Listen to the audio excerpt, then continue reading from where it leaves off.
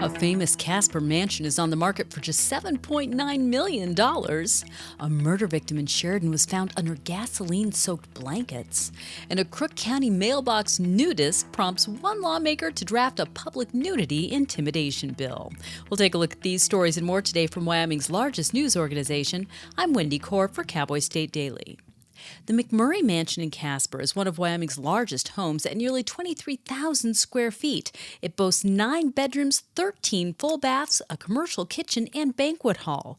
Cowboy State Daily's Renee Jean reports that the mansion, once listed for $24.5 million, is now on the market for $7.9 million. It was built in 2007 by Mick and Susie McMurray. There's a bathroom with a fireplace at the end of the bathtub. Upstairs in the hallway, up above the foyer, there's like a hole in the floor. This is a glass-covered window down to the foyer. So when you look down, you see the state seal that's in the foyer. There's a fireplace with a waterfall feature. It's like a fantasy Hollywood home there in Casper.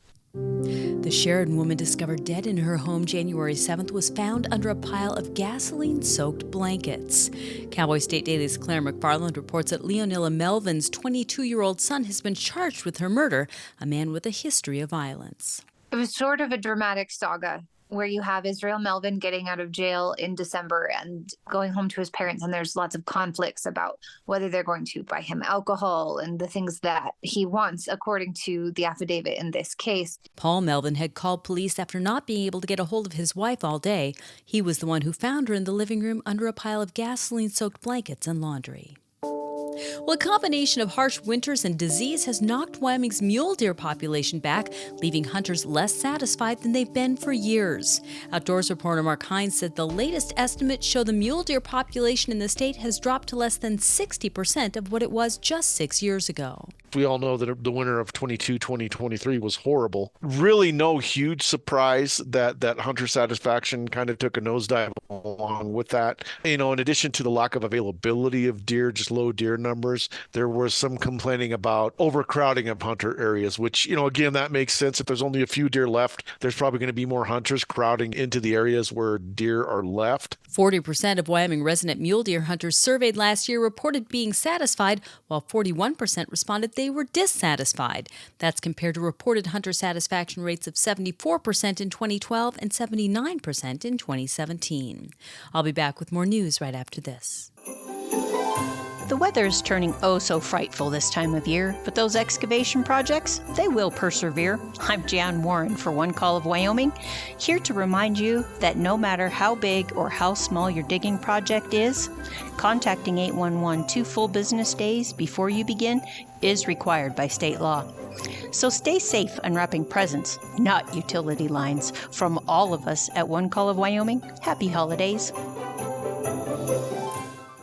The question has been asked so many times, its repetitions amount to a roar. Do transgender students have a constitutional right to use the school bathrooms that align with their gender identity? Cowboy State Daily's Claire McFarland reports that the U.S. Supreme Court declined Tuesday to answer that question by denying the petition of an Indiana school district pleading for national uniformity on the bathroom question. The Supreme Court declining to hear this case, what it does is it creates a legal landscape of uncertainty, just as Wyoming is on the verge of passing more laws that could plunge it into lawsuits like these. And sometimes it's not obvious a law is needed until a situation presents itself outlining a glaring hole. That's exactly what happened in rural Crook County, where a nudist refuses to wear clothing in public when picking his mail up at a rural mailbox center.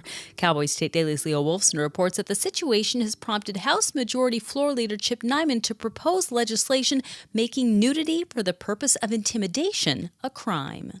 Indecent exposure is only addressed under situations where there's intent of arousing sexual desire for someone or someone else, and there's nothing on the books about exposure for the purpose of intimidation or harassment. So what they've discovered is that there's a glaring hole in the law. And that's today's news. Get your free digital subscription to Wyoming's only statewide newspaper by hitting the subscribe button on CowboyStateDaily.com. I'm Wendy Core for Cowboy State Daily.